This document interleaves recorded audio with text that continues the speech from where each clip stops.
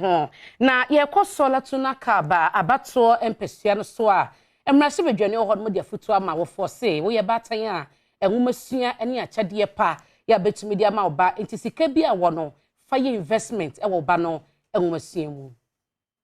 Oyempowa akpane traditional area akpanifia dagadu edise futuwe emai wabra odi academic excellence awards ehye so a wode ebo BC wono mo atwereye edi nkunim abaso ewo pando mansine mu oframantem mu oni amane boni odi hyeba owusu job etwetwe nkomo no wode to awofo anim se enwomasua ewohia ema bofra bi ya ne senti awofo nso ema wo homoden se obonwani aku oma adesua ho na mmoa bi amofra no ehia no odi abo awo mu.